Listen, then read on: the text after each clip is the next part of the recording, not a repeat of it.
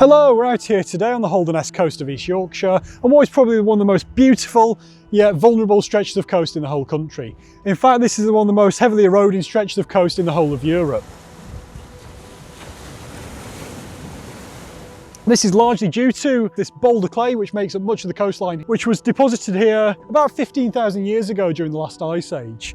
Today, this boulder clay is massively soft, and when you combine that with tidal action and rain, we see that this erodes quite heavily over an annual period.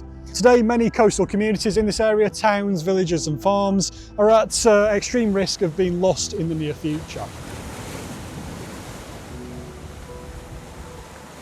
So over the course of about 2,000 years, about 20 settlements have fallen into the sea. In fact, about 800 years ago, it would have been about 700 metres away from the coastal town of Monkworth, which was lost during the medieval period to coastal erosion.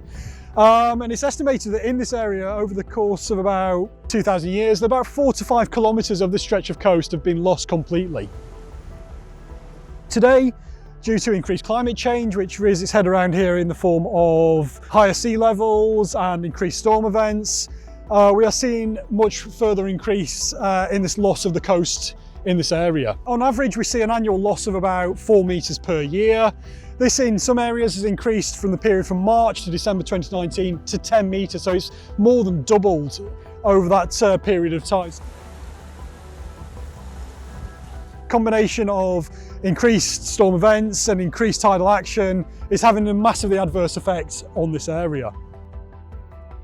In fact, there's been serious discussion between the local council and local residents about moving some of the villages and some of the towns further inland to safety. This isn't actually a bad idea when you think about it. In the past, other people did this. So the towns of Withensea and Owthorne, in the past, the local residents actually dismantled their churches and moved them to safety further inland to stop them falling into the sea.